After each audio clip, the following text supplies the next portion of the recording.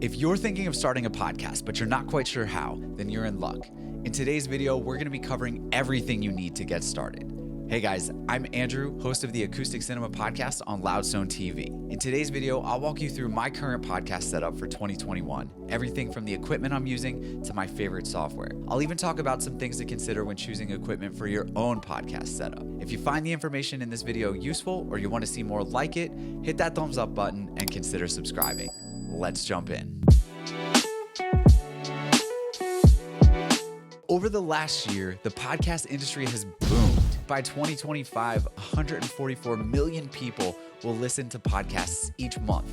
And that's just in the US. With numbers like that, it's no reason you want to get into podcasting and get your message out there for the world to hear. But how do you get started? Assuming you already have a desktop or a laptop computer, the most important piece of the podcasting puzzle is a microphone. Now, a quick aside, if you do not have a desktop or a laptop or you don't have the budget for one, do not let that stop you from following your podcast dreams. In fact, click here to see how you can start a podcast right from your cell phone. Back to microphones. For this video and for all my podcasts, I use the PreSonus PD70. It's a dynamic broadcast mic, which basically means it's only going to focus on your voice and eliminate all that background noise. So your neighbor's annoying dog barking, the lawnmower in the background, air conditioning units, all of that is going to get completely negated. You won't hear any of it. It'll just be your sweet, sultry voice. It's a perfect microphone for streaming, podcasting, YouTubing, whatever. If you want to check it out, I'll leave a link as well as a link to all the other products I talk about down in the description box. After you've selected your microphone, you're going to need what's called an audio interface. It connects to your computer via USB and allows you to hook up professional microphones like the PD70 to your computer. Currently, I'm using the Focusrite Scarlett 6i6. It features 2 microphone inputs, 2 headphone jacks, and it has direct line outputs into my computer speakers so I can listen to playback without wearing headphones. So if your podcast has 2 hosts or a host and a guest and you guys are in the same room talking to each other, then something like this would be perfect for your show. The 2 headphone jacks are perfect to listen to playback independently at a volume that is comfortable for them. Now, when prepping for this video, I noticed that the 6i6 is no longer listed on Focusrite's website. It's been replaced by the 8i6. And that's not particularly the point here. You don't even need a Focusrite interface for your podcast.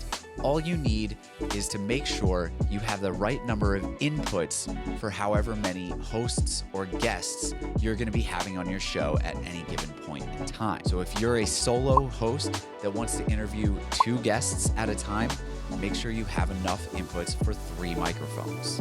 Now, there are a lot of videos out there for products like the Rodecaster Pro from Rode Microphones and the Zoom LiveTrack L8 from Zoom. And these are great tools that offer multiple inputs, some trigger pads for sound effects.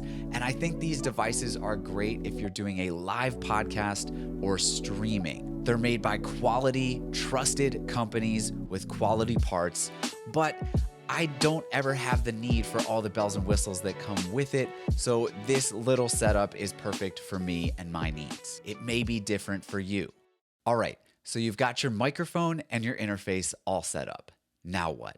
You need recording software. You may also see recording software referred to a DAW or DAW, and that stands for Digital Audio Workstation. And there are a lot of options out there.